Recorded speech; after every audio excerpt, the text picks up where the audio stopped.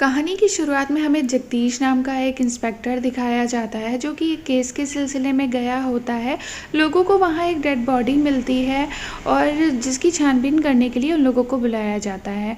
बाद में हमें पता चलता है कि इस डेड बॉडी को जगदीश ने ही मारा था और इसको दफनाने का काम उसने कांस्टेबल को दिया था, लेकिन उसे वो दफना नहीं पाया अच्छे से।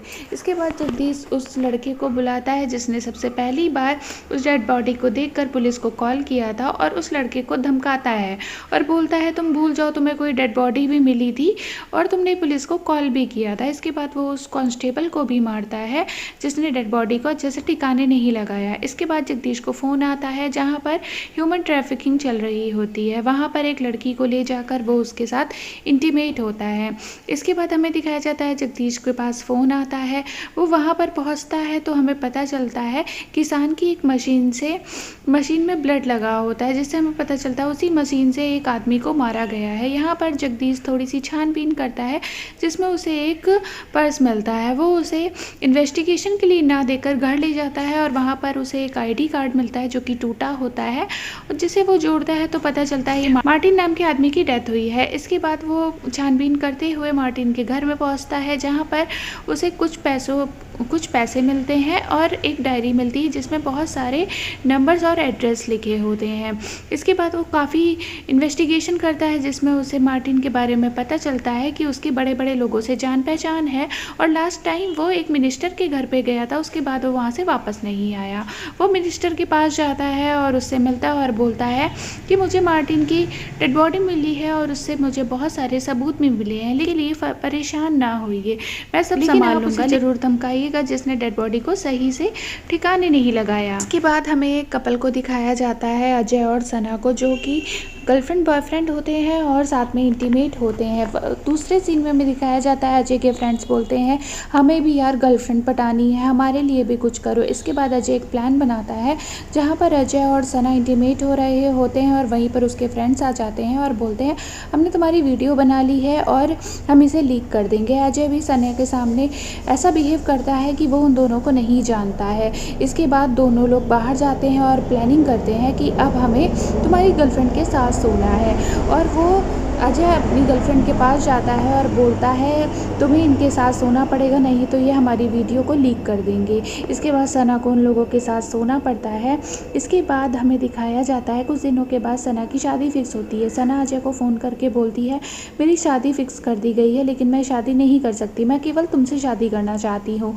फिर अजय जब अपने फ्रेंड्स के साथ डिस्कस करता है तो उसके फ्रेंड्स बोलते हैं सना को तुम अपने पास बुला लो, कुछ दिन हम भी मौज काटेंगे, उसके बाद उसे कोठे में बेच देंगे, पैसे भी मिलेंगे। अजय भी बात मान लेता है और अजय सना को घर से भगवा लेता है।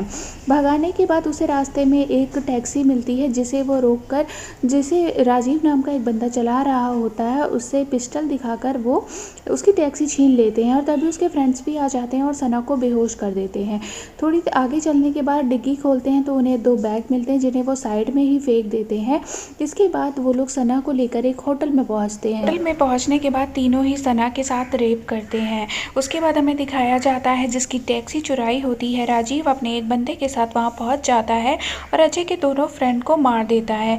इसके बाद वो अजय से पूछता है तुमने बैग कहाँ फेंके थे, मुझे लेके चलो। अजय वहां लेके जाता है, बैग मिलते हैं, बैग रखने के बाद वो भागने लगता है, तभी राजीव उसे उसके पैर में शूट करता है और वहाँ से अजय चिल्लाकर बोलता है तू रुक जा, तेरी मौत मेरे ही हाथों लिखी है।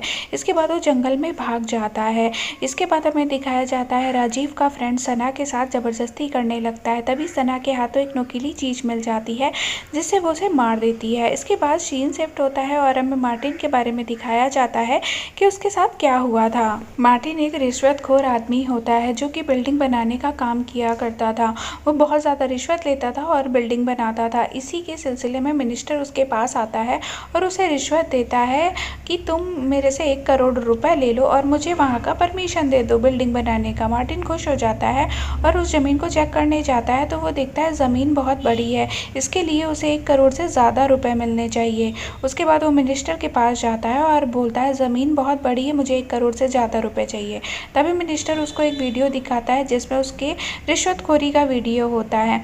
मार्टिन डर जाता है और बोलता है अगर तुमने ये लीक किया तो मैं तुम्हारा भांडा फोड़ कर दूंगा। इसके बाद मिनिस्टर कहता कहता है ठीक है, मैं तुम्हें 25 करोड़ रुपए दूंगा, मुझे वहाँ पर बिल्डिंग बनाने का प्रूफ दो।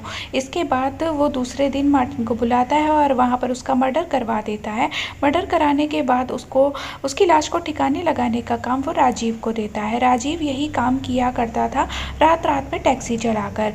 इसके बाद हमें दिखाया जाता है वो लाश को लेके जा रहा होता है, तभी उसे खेत में एक मशीन दिखती है जिसमें उस मार्टिन की बॉडी डालकर वो काट देता है।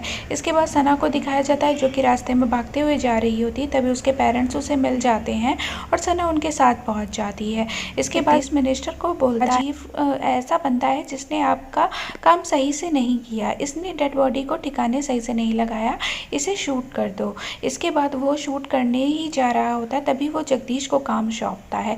जगदीश राजीव को शूट करने जा रहा होता है, तभी अजय आ जाता है।